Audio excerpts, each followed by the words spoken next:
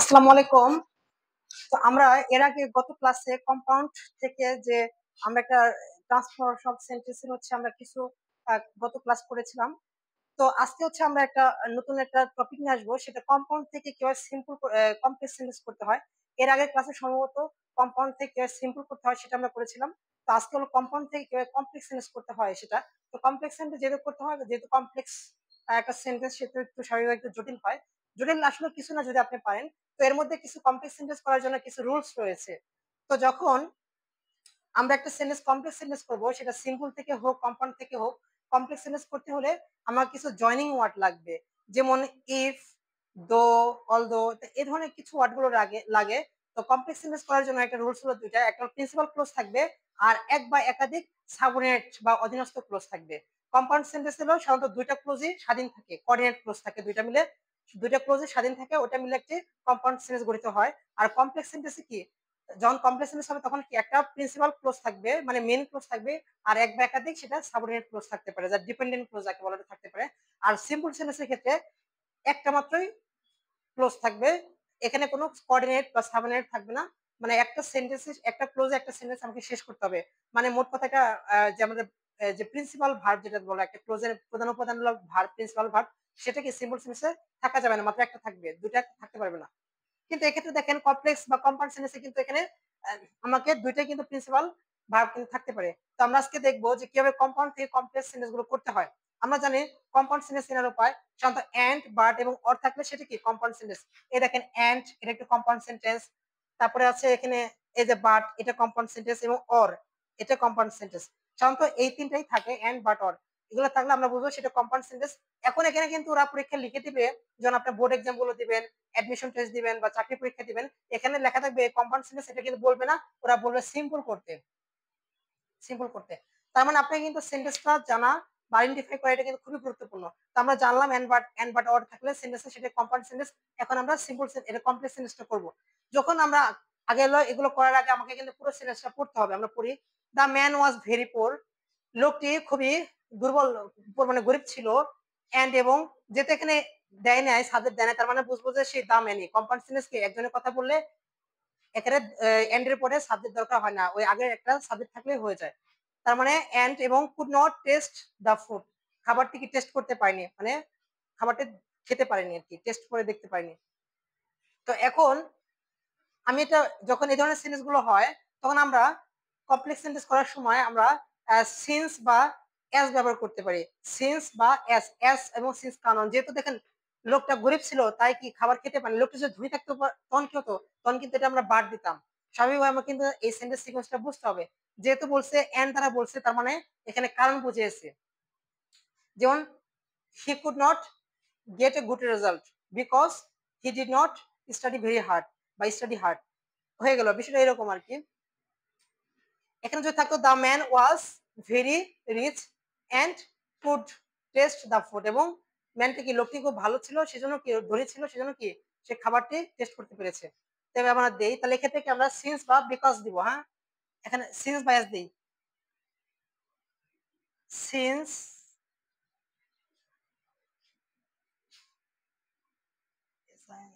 বা এস দিতে পারি,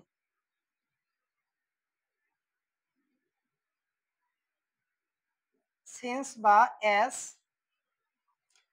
সিন্স বা এস দিতে পারি। সিন্স অর্থ হলো যেহেতু, এস মানেও যেহেতু, সিন্স বা S the man was very poor দেই,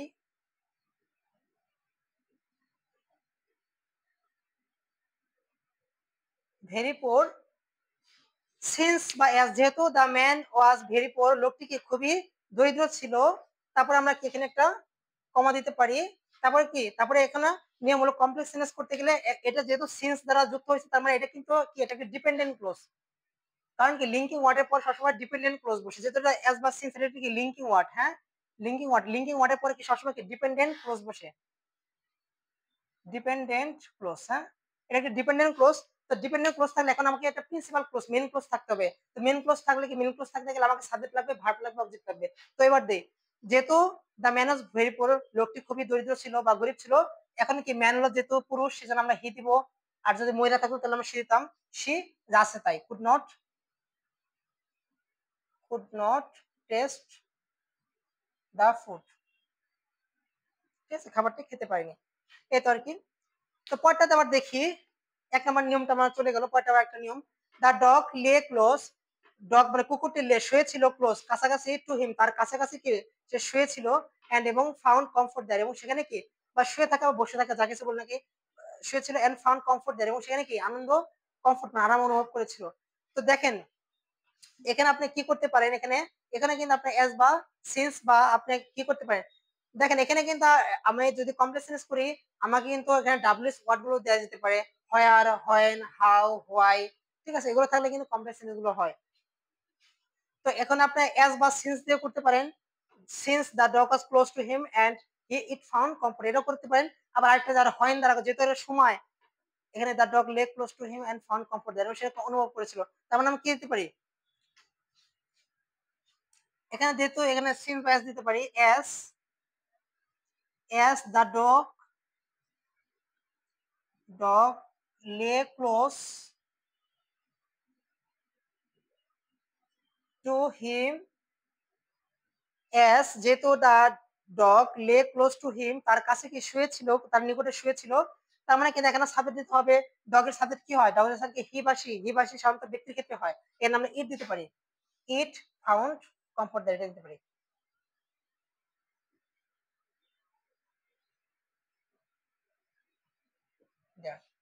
এই আর কি একটা নিয়ম, একই কথা, জাস্ট আমরা মানে এটা এই ইটের জন্য আমরা এটাকে নিয়েছি, কিভাবে মানে ব্যক্তি থেকে আমরা প্রাণীর ক্ষেত্রে বা বস্তুর ক্ষেত্রে আমরা কিভাবে করবো এর জন্য আমরা নিয়েছি, কিন্তু প্রায় একই, গুলো সবকিছু একই। বা এখানে আপনি হোয়েনও দিতে পারেন, when the dog lay close to him it found comfort there, যখন, বা এনে এখানে হোয়েন দিতে পারেন বা হোয়ার ইউজ করতে পারেন, আপনার ইচ্ছা, আপনি যা কিছু দিতে পারেন।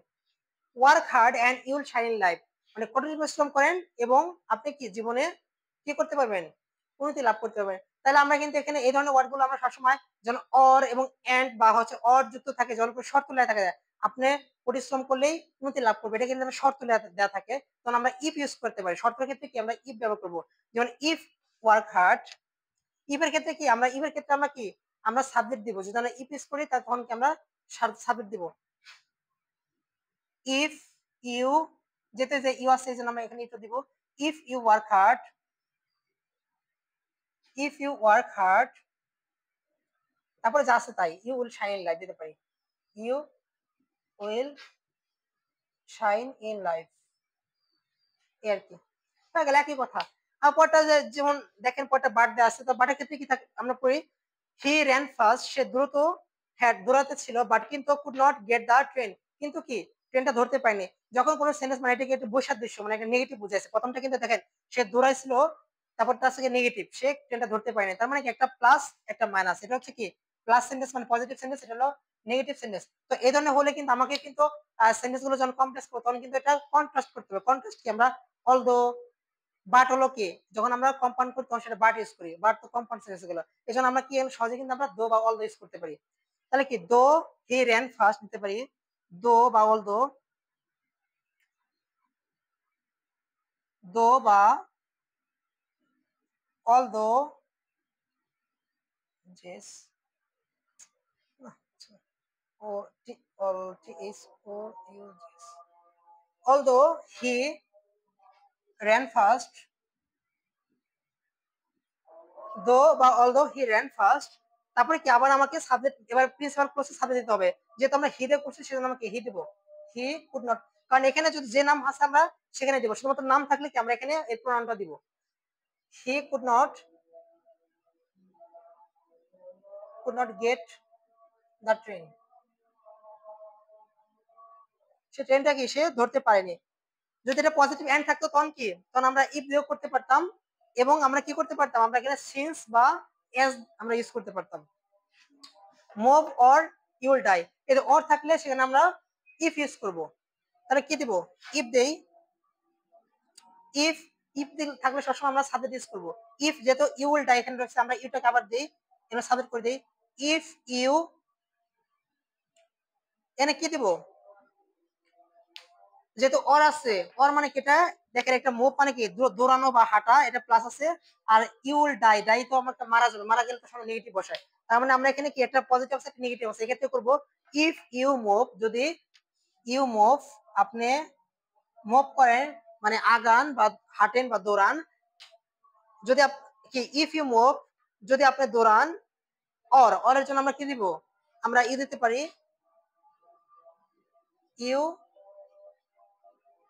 ইফ ইউ মুভ, এখানে এখানে কি আছে, যেহেতু আমরা দুটা দেখি, you will die, you will die. এবার আমরা বুঝি, দেখেন এখানে প্রথম সেন্টেন্সটা আছে মুভ মানে হাঁটেন বা দৌড়ান, অথবা ইউ উইল ডাই অথবা আপনি মারা যাবেন, মানে আপনি দৌড়ান অথবা মারা যাবেন। এটা কিন্তু একটা পজিটিভ একটা নেগেটিভ। যদি আমরা ওই নিয়মে করি যে ইফ ইউ মুভ মানে যে এই নিয়মে যদি আমরা করে থাকি, ইফ ইউ মুভ যদি আপনি আপনি দৌড়ান বা আপনি হচ্ছে আগান, ইউ উইল ডাই আপনি মারা যাবেন। উল্টা হয়ে গেল না? তখন আমরা কি একটা, যেহেতু আমরা এটা নেগেটিভ করেছি, আমরা এখানে একটা নেগেটিভ সেন্টেন্স, তার মানে কি এটাকে আমার আলাদা করতে হবে। তাহলে দেব if you do not move দেই, ইফ ইউ ডু নট বা don't, if you don't move যদি আপনি কি না আগান, তাহলে কি বলছে ইউ উইল ডাই আপনি মারা যাবেন। দেখেন এটার সাথে কিন্তু এটা মিলে গেছে যে মুভ অর ডাই। হ্যাঁ, এটা বল না do or die, if you do not do you will die, আপনি যদি এটা না করেন তাহলে কি আপনি মারা যাবেন। বিষয়টা এরকম আর কি। ওর মানে দুটোর সাথে একটা কন্ট্রাস্ট থাকবে, বিপরীত থাকবে। মানে কি if you do not move আপনি যদি মুভ না করেন মানে এক জায়গা থেকে না দৌড়ান, ইউ উইল ডাই আপনি কি মারা যাবেন। ঠিক আছে, এইভাবে আপনি কিন্তু সেন্টেন্স দেখে দেখে কিন্তু আপনাকে পজিটিভ নেগেটিভ গুলো করতে হবে। এর জন্য কিন্তু সুনির্দিষ্ট কোনো আসলে রুলস নেই, তো এগুলো আপনাকে বুঝে বুঝে করতে হবে। রুলস গুলো এটাই যে আপনি কম্পাউন্ডে সিম্পল কমপ্লেক্স করার সময় আপনাকে কিছু ডাব্লিউএস ওয়ার্ড যোগ করতে হবে, অ্যাজ বা সিন্স যোগ করতে হবে, কারণ থাকলে অ্যাজ বা সিন্স, অথবা অর থাকলে আপনি ইফ যুক্ত ব্যবহার ইউজ করতে হবে। এই হলো নিয়ম, এছাড়া কিন্তু নিয়ম নেই। তো এভাবে যদি আপনারা করেন তাহলে আপনাদের হয়ে যাবে। তো এগুলাই রয়েছে আমরা কিভাবে কম্পাউন্ড থেকে কমপ্লেক্স করতে হয়। তো তাহলে আপনারা বেশি বেশি করে প্র্যাকটিস করেন। সবাই ভালো থাকেন। আসসালামু আলাইকুম।